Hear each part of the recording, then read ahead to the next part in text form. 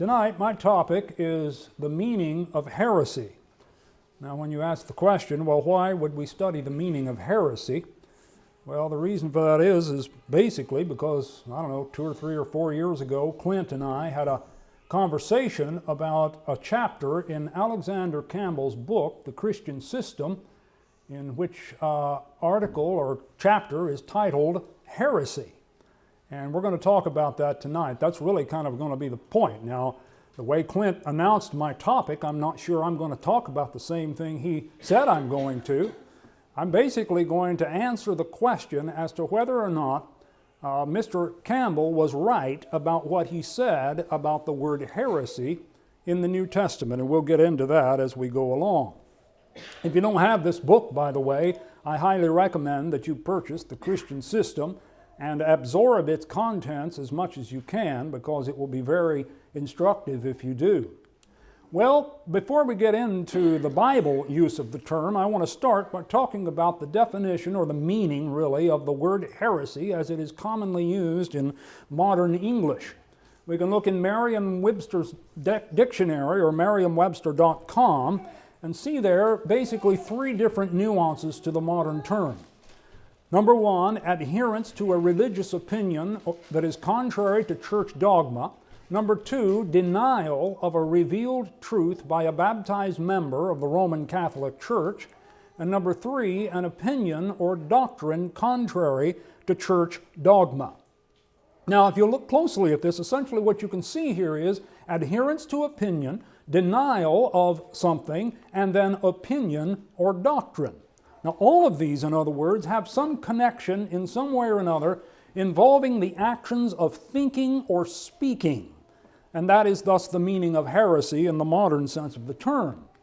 Now then, we need to take a minute here to talk about the origin of the word, because it is relevant because of the way that it is translated in the New Testament in various passages. So the origin of the word heresy is actually a loan word from Greek. In other words, they actually took a Greek word and brought it over into English, just gave it an English spelling, much like was done with the word baptism, for example. Baptism is not an English word, it's an anglicized Greek word, and the same is true with heresy. And that's the word right there. Normally I wouldn't put Greek up, but I want to put it up here to illustrate a point, and that is the pronunciation of this word heresis is the Greek term, and that little curved line right there is an H sound. That 2 letters in Koine and Byzantine and modern Greek is a short E sound. The rho is R, epsilon E, sigma S, iota I, and again sigma S. So I'm going to be pronouncing this from time to time as heresis, but what they do is they remove inflectional endings and put an anglicized ending on it and turn it into an English word. So that's essentially what you've got here with the word heresy. Okay, now with that point made, it's important also to point out the fact that the meaning of a loan word in a second language is not necessarily equivalent to the meaning of the source word in the source language. The proof of that is in the names of our states. If you tell people I'm from Missouri, they associate that with a state in the United States. It never occurs to them, never enters their mind. They have maybe no idea that the word of Missouri in the original language from which it came, one of the Native American languages, was actually meant people of the big canoes. Now, I know there's some people down in Lexical County that could fit that description, and other places, but that's not what people think of when they think of Missouri. So heresis is not necessarily equal to heresy in meaning, although it's not impossible that it could be. Well, the question then becomes, is heresis in the New Testament ever equivalent in meaning to the word heresy as it is commonly known to be used in religious circles? And that's really the question tonight. And this question deals with, really the issue is about how it's translated in the King James Bible, because that's what Mr. Campbell was contending with. That's the primary translation in that day and time, the King James Version. And in the King James Version, heresis is translated 4 times as heresy and 5 times as sect. And so there is a difference here in the way that it's translated, and it was this translation as heresy that Mr. Campbell was taking issue with. Well, Mr. Campbell, in the Christian System, on page 75, the chapter 28 begins, titled Heresy, appropriately enough. And let me just give you some quotes about what he says about the Greek word heresis. He says, it is properly rendered sect or faction, page 76. Heresis does always simply mean party in the sense of a sect or a faction. Only once is it rendered heresy in the Acts in the King James Bible, and in that place it ought most obviously to have been rendered sect. Then again, in the New Version, this word is, as it should be, uniformly rendered as sect. Now, the New Version that he's talking about here is the version that he published himself in 1826, I believe, 1826, that came to be called the Living Oracles translation, a translation that was very much and widely used during the Reformation or the Restoration period of the 1800s. And that translation is called the Living Oracles translation. Now, let me point out something here about the Living Oracles translation. Well, first of all, let me give you this chart here. These are the 9 times that the word heresis occurs in the New Testament, and you'll see that each time the Living Oracles translates it as sect, or in the plural, as is appropriate, as sects. Well, the Living Oracles translation was not actually Alexander Campbell's own translation. In fact, it was based on a translation issued earlier in the century, in 1818, by another Campbell, unrelated as far as I know, George Campbell, Philip Doddridge, and James McKnight. Now, all I could find was a picture of his tomb, but there it is. And as far as I know, these other 2 fellows are dead also. So Campbell, McKnight, and Doddridge published published this translation that is called The Sacred Writings of the Apostles and Evangelists of Jesus Christ, commonly styled the New Testament translated from the original Greek by George Campbell, James McKnight, and Philip Doddridge. Typical 19th century kind of title that's almost as long as the first chapter of any book. But anyway, this translation was the translation upon which Campbell based his own Living Oracles translation. Now, here's an interesting little tidbit that I didn't know. Maybe Clint did, I don't know. But in the preface to the Living Oracles translation, Campbell refers to George Campbell's preliminary dissertations and notes. And I thought, well, I'm going to look that up. It's easy to do these days to find these kinds of things. You don't have to drive 100 miles to find a library that has it. It's right there on the internet. And sure enough, you find it. And George Campbell's preliminary dissertations and notes, guess what, has a chapter titled Heresy. And when you read the chapter, it becomes obvious that Mr. Alexander Campbell simply carried over what he said about the subject from the critical notes of George Campbell. Page 115, the Greek word heresis was in our Savior's time nearly equivalent to the English words class, party, sect.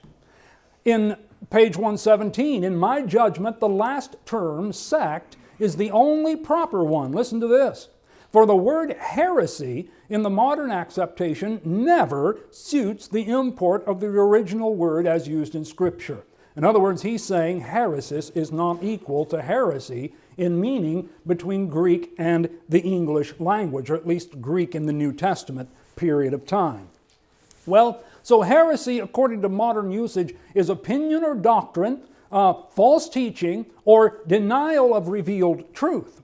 According to what these 2 men have affirmed is that, well, I should point out here that, and this is an important distinction for later, is that these meanings here speak of the content of what is said, thought, or taught. Where heresis, on the other hand, according to the 2 Campbells, is sect, faction, or party, or something to that effect. In other words, it's a group or groups which are the result of division, not necessarily arising from false doctrine.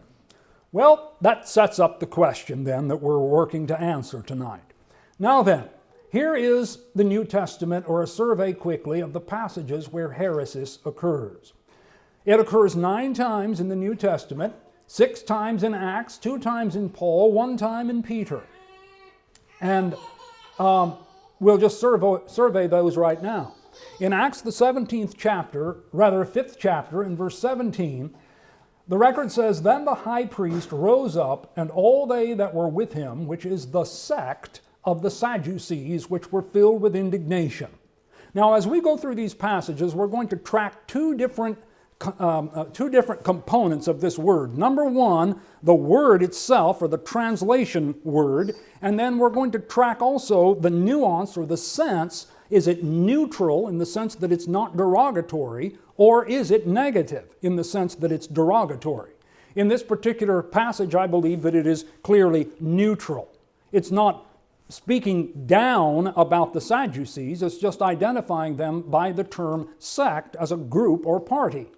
If you look in Acts 15 and verse 5, and by the way, I'm quoting from the old version here because that's the one the Campbells were taking issue with. "But there rose up certain of the sect of the Pharisees which believed, saying that it was needful to circumcise them," etc. You can see here once again that this is just the neutral sense. One passage identifies the Sadducees as a group of a particular school of thought, and the other does the same with the Pharisees. Now, when we get to Acts 24, however, it takes on a bit of a different hue as we look at it closely, because here the orator Tertullus is condemning, or charging rather, Paul before the Roman government in behalf of the Jews to have Paul identified as a criminal according to Roman law. And here's what he says: "For we have found this man a pestilent fellow, a mover of sedition among all the Jews throughout the world, and a ringleader of the sect of the Nazarenes." Now that is clearly a negative sense in which the word is used here, because he's wanting to bring a charge against Paul. He wants to paint Paul in a very negative light. So he's using it in a negative sense. And let me explain. When the Romans took over a country or an ethnic people, they would sometimes force them to do away with their religion, but sometimes they would make that religion legal. And that's what they did with the Jews. Judaism was legal under the Roman law. Now, when Tertullus is charging Paul here, he's speaking in the negative in the sense that he is charging Paul with practicing legal, or rather, the Jews could practice legal religion, and within that religion, the Sadducees, the Pharisees, the Essenes were all just groups under that head, and yet Tertullus is charging Paul here with being outside of that umbrella of legal Judaism, and was accusing him of religio illicita, as they would call it, illegal religion. It's like this. Under Judaism, the Romans would have accepted all of these as part of the Jewish religion, but Tertullus is charging Paul with being the leader of a sect and outside of the confines or the legal parameters of Judaism, and he wants to eradicate the Christians and have Paul punished as a ringleader of such a group. But then Paul comes in and says, well, no, that's not true at all. He says, "But I confess unto thee that after the way which they call heresy, so worship I the God of my fathers, believing all things which are written in the law and in the prophets." He's saying, why, we all believe the same scriptures they do, and we believe in the same God as they do. Paul's making a legal argument here, not necessarily a biblical one. He's just saying that as far as Roman law is concerned, they ought to see us in the same way that they see the other Jews, because not only do we follow the scriptures they follow, but we also, as they themselves also allow, we have hope toward God just like they do. And we believe that there is a resurrection of the dead, both of the just and the unjust, just like they do. Paul is saying, in other words, that the Nazarenes ought to be within Judaism and are not a sect or heresy at all. Now, that gets to the point here of the King James translation. The King James translation renders the word heresis here as the word heresy. Now, that's one of the things that the Campbells took issue with, is, and I say Campbells, George and Alexander, not Thomas and Alexander. Their charge was, or their argument was, that since the charge against Paul by Tertullus in verse 5 is a sect, then it ought likewise to be sect here and not heresy. And that seems to make sense to me. That seems just as right as it can be, as far as I'm able to understand it. So here we find then it ought to read like this: "But I confess unto thee that after the way which they call a sect, rather than heresy, a sect, so worship I the God of my fathers," and so forth. So here's the point. The point is that this is a negative sense of the word as it is used in this passage, because it is Paul simply making a defense of himself. And let's go on here. Acts 26 and verse 5, "We knew, or which knew me from the beginning, if they would testify, that after the most straightest sect of our religion, I lived a Pharisee." I think this again is a neutral sense of the term. It's just identifying that particular group of people that everyone knew as the Pharisees. Acts 28 and verse 22 is a little bit of a different situation, because it seems to me that there may be actually some ambiguity in this particular usage. "But we desire to hear of thee what thou thinkest. For concerning this sect, we know that everywhere it is spoken against." Now, if you don't remember, the context in Acts 28 is that Paul's in prison in Rome for his first imprisonment there. And some of the Jews came there to interview him to find out more about the reason for which he was there. And at this point, it seems like they're not really quite sure whether to be for or against this man. They're not like the Jews back over in Jerusalem who were determined to get him killed. Instead, these individuals seem to be wanting seriously to inquire about this, which leads me to the conclusion that really what you've got here is some ambiguity. It may be negative, it may be positive, however you understand it, but on the same token, I think you could take this to be both as a possible meaning here. Neutral and negative, because they don't know yet. They're waiting to find out.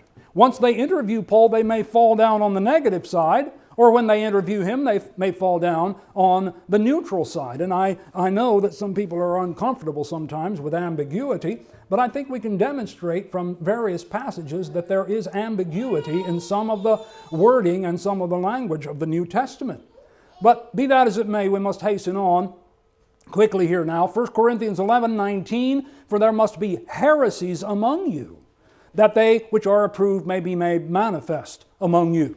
Then again, this is a negative sense. Obviously, Paul is condemning this.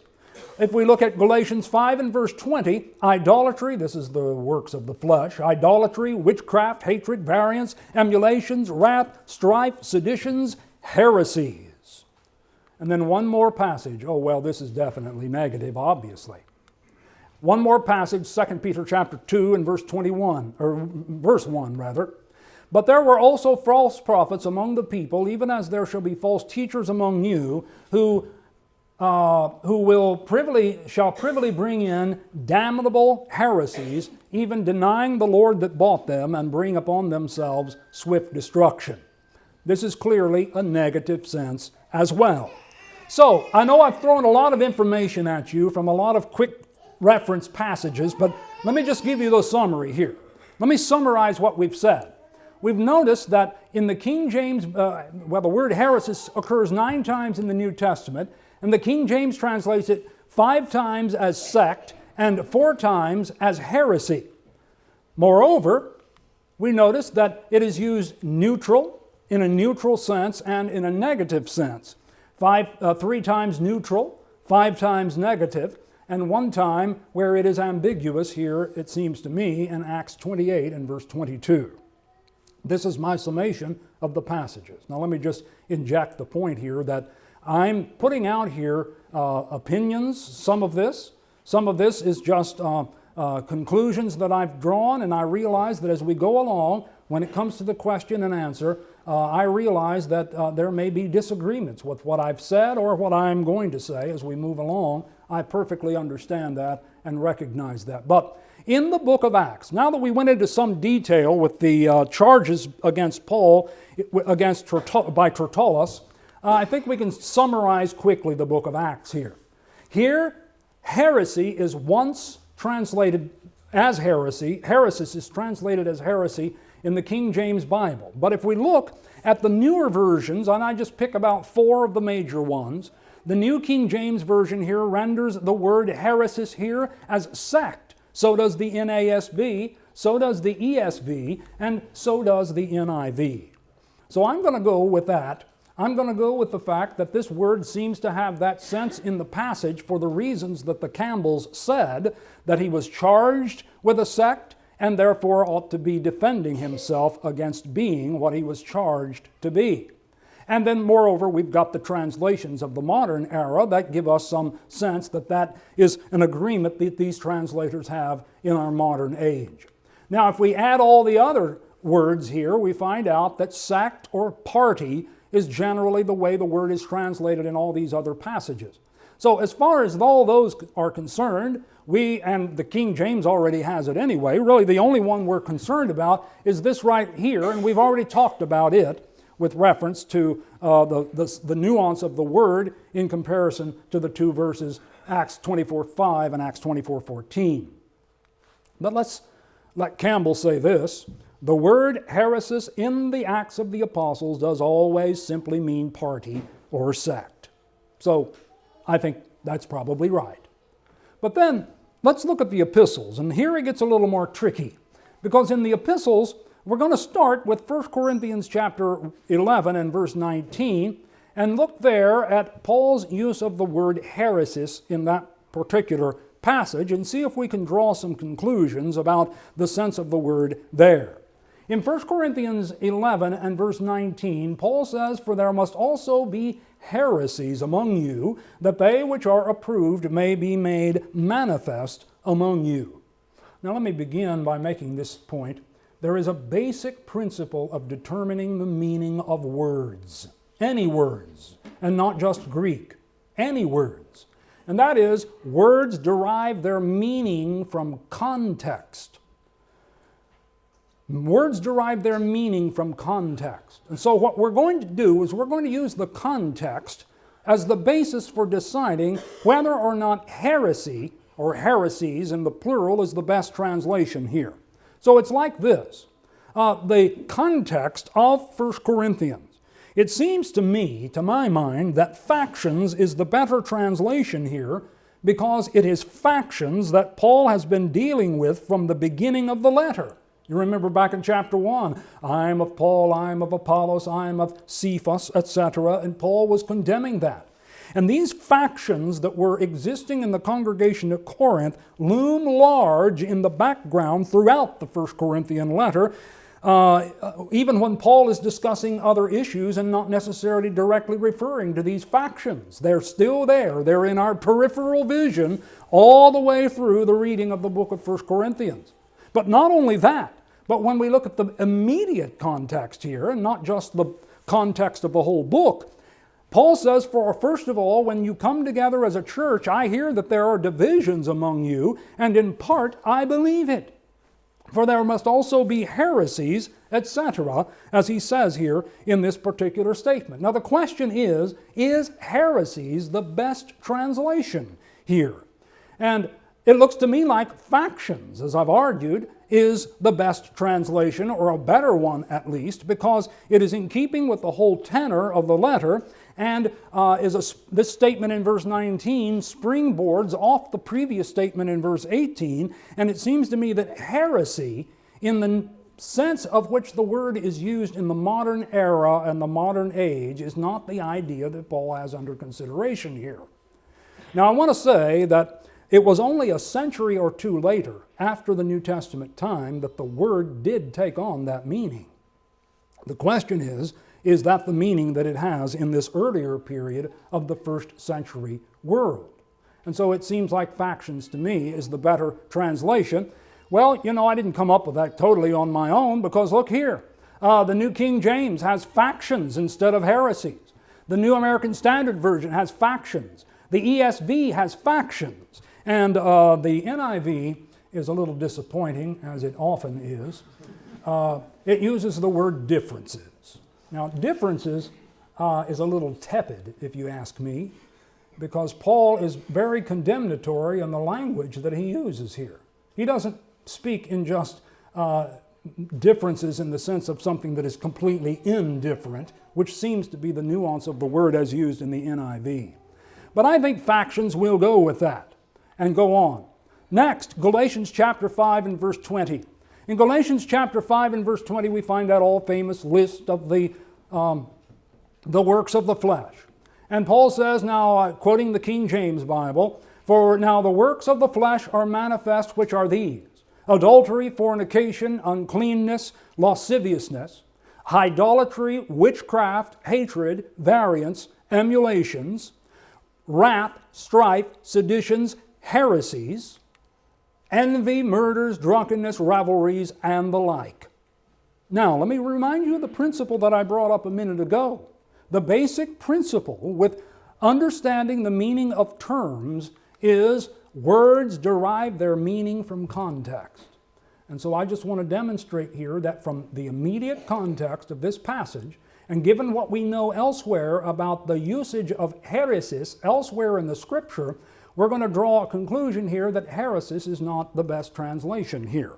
That the King James translators simply transliterated it from the Greek word into the English word and therefore imported the burdened meaning of heresy into the New Testament Scriptures. And I say burdened because heresy is a word that is very burdened, heavy laden with a lot of baggage by Roman Catholicism and even by Anglicanism of the 17th century when the King James Version translators were translating. But let's look at the context here. Now here's the way I want to explain this. I know that many of you very experienced Bible students with more experience in life than I've had in studying the Scriptures, you know, or at least I think that most of us might recognize the fact that these words in this list of the sins of the flesh could be grouped in little subgroups or little groups of meaning here and there. For example, adultery, fornication, uncleanness, lasciviousness, these kind of belong together. Now we might disagree about how to divide these little groups up within this list, but that's not the point tonight. The point is that you can divide them up to some extent, and I think people will agree with that.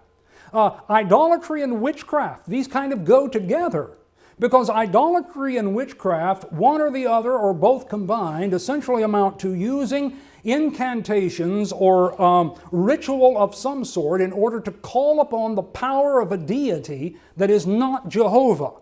Therefore, these two go together. Then hatred, variance, emulations, wrath. Now, I don't know if many people know what emulations are, but these are personal conflicts among people. I think you could say more about it, obviously, but look here. Strife, seditions, and heresies, these go together, as I want to demonstrate, but I'll go on. Envies, murders, drunkenness, revelries go together. Revelries are essentially drinking parties or orgies or a combination thereof. Certainly that classifies with drunkenness. But let's go back to this. This is the one we're interested in. Now, I think we can make this more clear by the point I'm making about this context of these three words. You might include the wrath before it. Just depends on how you want to divide it up. But strife, seditions, heresies might be a little more clear if we use the New King James translation as an illustration, and it retains the word heresies in the New King James. Selfish ambitions, dissensions, heresies. Now, based on what we know about the word heresis elsewhere, and based on the fact that selfish ambitions is a reference to conflict and personality conflict among brethren in a congregation, and the result of that sometimes is dissensions or standoffs that take place, and then those give birth to full-blown factions within the congregation, it seems to me that factions is the better word. Because here, heresy means opinion or doctrine contrary to church dogma, false teaching, and denial of revealed truth. Now, those things may be a work of the flesh. Indeed, they are. But I don't know if that's what Paul's saying here. Because sect, faction, or party certainly works much better, does it not, given what we already know about heresis elsewhere, and what the context here suggests is that selfish ambitions and dissensions, or factions, is the better translation in this particular case. And lo and behold, the New American Standard Bible renders that way. Galatians 5 and verse 20. Idolatry, sorcery, enmity, strife, jealousies, outbursts of anger, disputes, dissensions, factions. So it seems to me that is right. Disputes, dissensions, and factions. So here we go. We look now at the translations go, and oh, look at that. The New King James Version uses heresies. Now, why did they do that? Well, that's a good question. I have a lot of questions about I use the New King James in my preaching, but there are some things about it I just don't like. And one of the things is there are so many things that they could have updated that they didn't. This is one of them. Another one is the use of the word bishop in 1 Timothy chapter 3 and the other places where it's used. But let me point this out. I think the translators of the New King James Version are under pressure from their publishers and from the people who are funding the project. These people who fund the project have to sell a Bible. And they know there's a market out there for people who like the King James Version but would like something updated. And so it looks to me, I'm not reading into it, I don't know, I'm just guessing, that it looks to me like what happens sometimes is that the New King James Version translators stay with the old version just because it's the old version. And they don't update it. And I think that's why they don't hear. Now, the NASB did, however. The ESV calls it divisions, and the NIV, we're happy with it now, calls it factions. And by the way, we should evaluate a translation on a word or phrase by phrase basis and not simply dismiss them wholeheartedly without considering them part by part and piece by piece. So anyway, next then, we got to hasten on here. I'm going to run out of time if I'm not careful.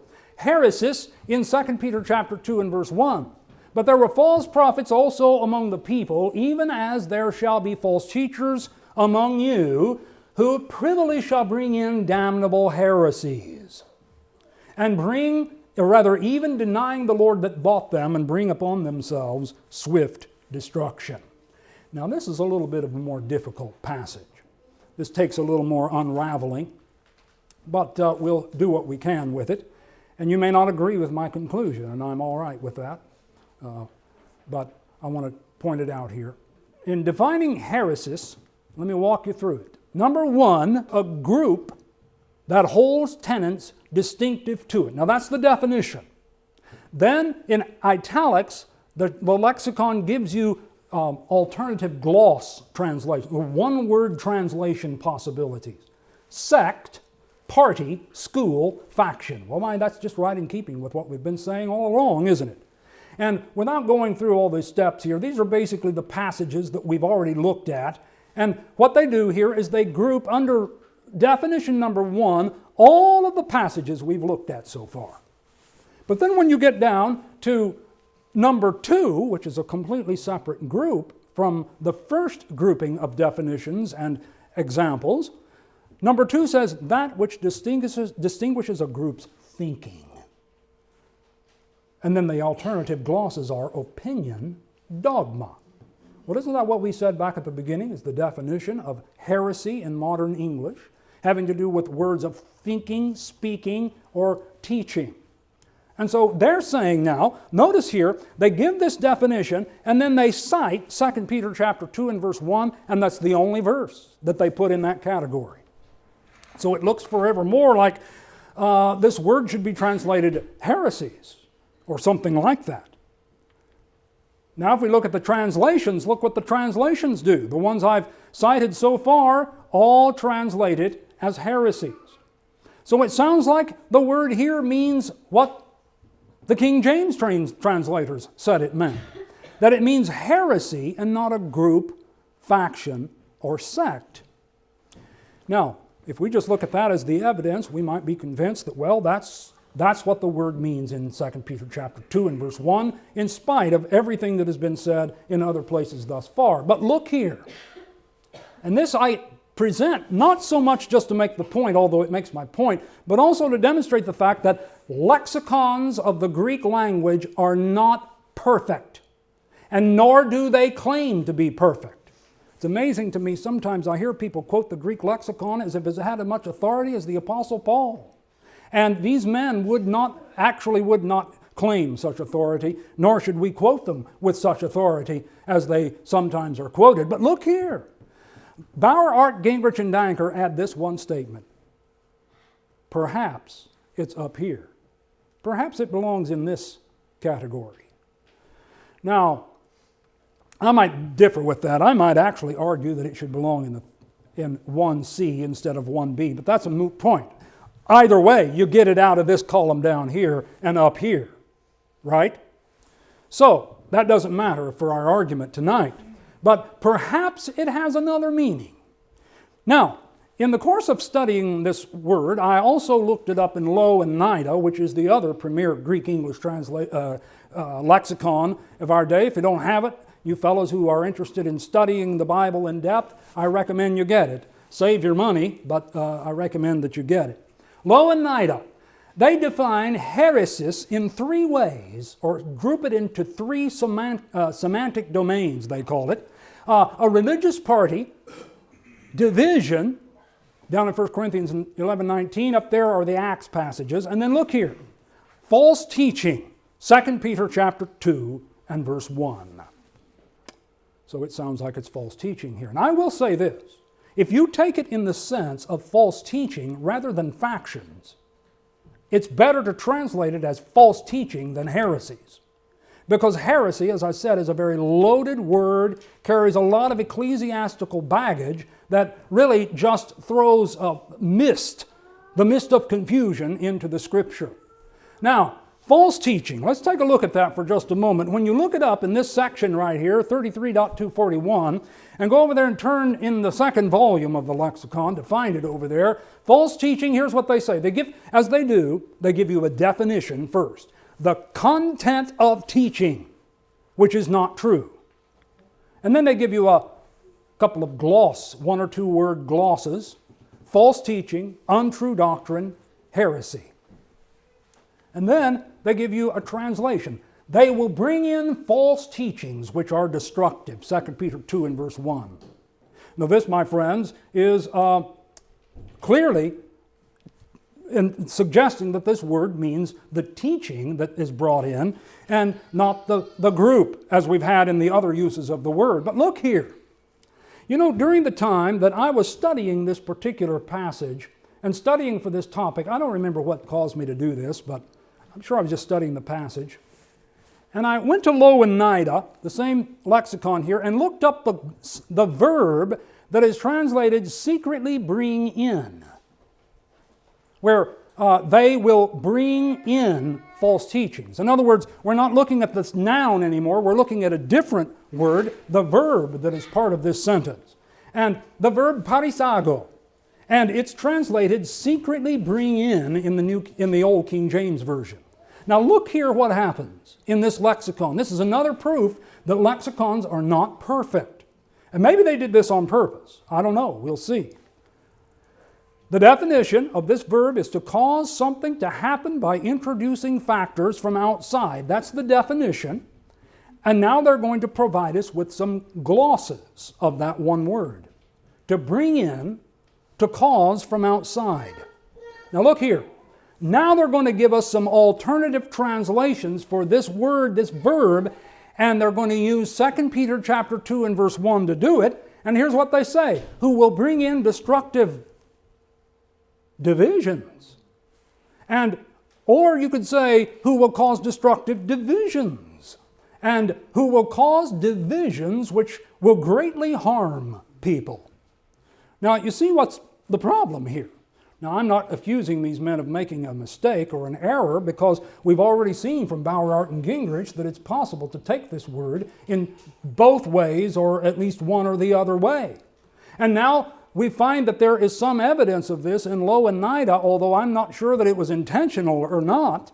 But we get the impression here clearly that it's possible to translate this word as divisions or factions, as we've suggested, and this lexicon seems to bear that fact out. So it's possible that it has that significance in 2 Peter chapter 3 and verse 1.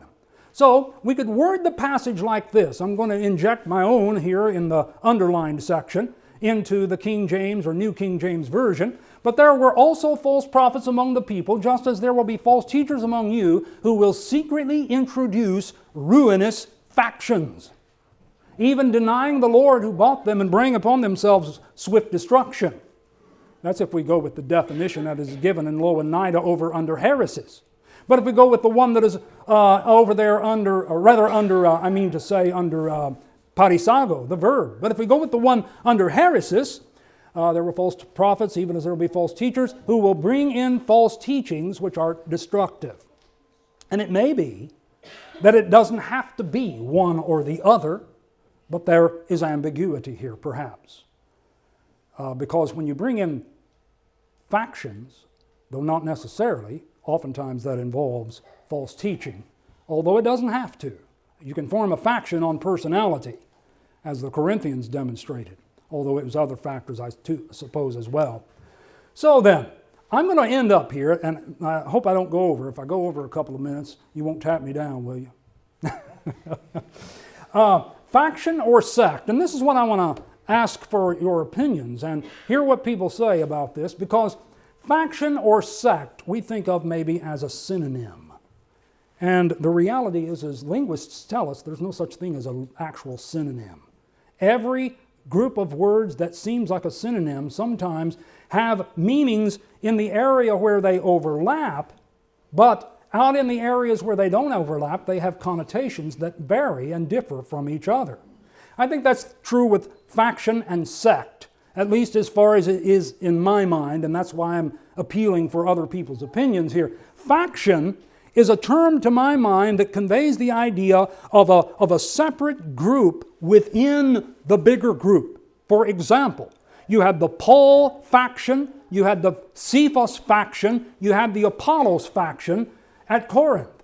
But they hadn't broken away yet into a separate and completely distinct group. They were still part of the church. But once they break away and go out and form their own body and begin to propagate themselves separately from the original group, they become a sect. And so it's for that reason that I am not sure that Campbell and Campbell are correct by saying that it should be uniformly translated sect, as they suggest here and as the Living Oracles translation reflects. So look here. I'm going to make my own suggestions, and this is where I'm going to close. My own suggestions are these. In Acts 5 and verse 17, it means school. Now, I'm not stuck on that word. It doesn't have to be that word. It could be another word that conveys the similar idea. Then the high priest rose up and all those who were with him, which is the school of the Sadducees, and they were filled with indignation. This reflects the fact that it is a neutral term. If we use the word sect, correct me if I'm wrong, and this is in my mind, maybe you know better, sect is always negative. Even if it's used in certain ways where it doesn't seem to be, it always conveys a little negativity, and I don't think that exists in this passage. And so we use the word school. Then Acts 15 and verse 5, same there, same thing, the Pharisees, but some of the school of the Pharisees, or the group of the Pharisees, or whatever, who believe, rose up saying, etc. Then if we look at these two passages where Tertullus is accusing Paul before the Jews, and the particular thing he's trying to get him convicted of, I would say sect works pretty good there. Because he's saying this man is of a separate group. He's out here beyond the periphery. He's gone out as a renegade, and we don't agree with him, and the Roman government therefore ought to condemn him and to stamp out that group. And then Paul's defense is the same in Acts 24 and verse 14. He's a ringleader of the sect of the Nazarenes. And Paul says, I confess to you that I worship the God of my fathers according to the way which they call a sect. Then Acts 26 and verse 5, again, school. They were willing to testify, if they were willing to testify, that according to the strictest school of our religion, or the strictest group of our religion, the Pharisees, I lived as a Pharisee. I'm out of time as of right now. I'm almost finished. But we desire to hear from you what you think, for concerning this group, we know that it is spoken against everywhere. This is Acts 28, 22. That should be 22 up there. And down there. And so here, this is the one I said is ambiguous. And really, the outcome is to be determined whether it's neutral or negative after they find out the investigation. At this point, they aren't committed to one way or the other when they ask Paul this question. Then, factions, negative. I've already read these passages. 1 Corinthians, Galatians 5, factions, negative, in the works of the flesh. And then finally, 2 Peter, factions, either one of these. And I'd be interested to hear what people have to say about this particular passage in question, and in particular, rather. So, that's the end.